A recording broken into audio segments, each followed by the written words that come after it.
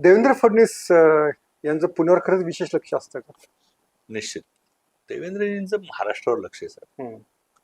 त्यातल्या त्यात पुण्यासारखं जे एकदम ग्रोईंग शहर आहे. हम्म. तुम्ही जर का पुण्याचा एकूण आलेख बघितला वाढणारा, जे 25 लाखाचं पुणं होतं, मी 2002 ला निवडून आलो तेव्हा, ते आता 70 लाखाचं झालंय. साहेब 10 लाख फ्लोटिंग पॉप्युलेशन आहे रोजचं. 10 लाख लोक शहरात येतात आणि जातात. त्यामुळे तुम्ही त्या 10 लाखाचा काउंटच तुमच्या लक्षात येत नाही हम्म. की रोज 10 लाख लोक या शहरात येतात आणि परत जातात. बरोबर. त्यामुळे त्याला लागणारं पाणी तुम्ही कॅल्क्युलेट करत नाही, त्याला लागणारी वाहनं तुम्ही तुमचा आराखडा हा इथं राहणाऱ्या लोकांवर अवलंबून तुम्ही किती पाणी देतात ते एवढ्या लोकांना लागतं. पण फ्लोटिंग पॉप्युलेशन जे येतं त्याला लागणारं पाणी तुम्ही कॅल्क्युलेट का नाही करत?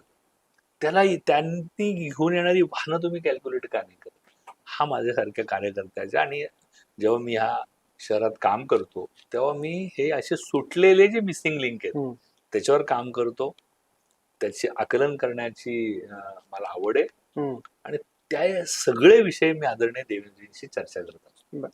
आणि माझ्यापेक्षा जास्त इंटरेस्ट म्हणजे माझ्यासारख्या कार्यकर्त्यांपेक्षा जास्त इंटरेस्ट या शहराला मोठं करण्याचं देवेंद्रजींचं आहे. त्यामुळे तुम्ही बघा या शहराचं कसलं एक्सपान्शन होतंय.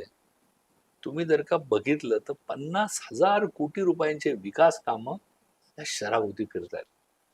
साहेब हे शहर काट टाकतंय, हे शहर मोठं होतंय. या शहराचा आवाका प्रचंड मोठा होणार.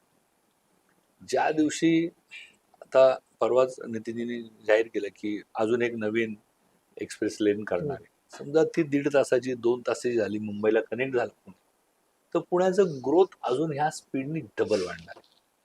तर तुम्हाला ह्या सगळ्या गणितात मग जर का ह्या एवढ्या मोठ्या नेत्याने पुण्यावर लक्ष नाही दिलं तर कसं चालेल? आणि याची जाणीव आणि याची जबाबदारी ह्या मुख्यमंत्र्यांना आहे. आणि म्हणून देवेंद्र आठवड्यातनं एकदा या शहराला देतात, या शहराचे विषय समजून घेतात, या शहराच्या लागणाऱ्या गरजा. कालच त्यांनी सांगितलं नवीन 2 DCP 5 पोलीस स्टेशन मिळणारं हे पहिलं शहर आहे. बरोबर. काल त्यांनी 3,000 कोटी रुपयांची विकास कामं एकाच वेळेला उद्घाटन केली. प्रचंड मोठं आहे. सगळी मैला पाणी शुद्धीकरण केंद्र, सगळ्या साठवण टाक्या, काय नाही किती प्रोजेक्ट सांगू तुम्हाला. आणि ही सगळी प्रोजेक्ट महापालिकेचे नाही आहेत, ही केंद्र आणि राज्यांनी पैसे दिलेली प्रोजेक्ट आहेत साहेब. की महापालिका नाही करू शकत एवढे सगळे प्रोजेक्ट स्वतःच्या पैशाने. आणि त्यामुळं ह्या शहरावर विशेष लक्ष देवेंद्रजींचं असतं. त्या शहरातले बारीक सारीक प्रॉब्लेमवर देवेंद्रजी लक्ष देतात. त्यामुळे या शहराचं रूपडं बदलतंय.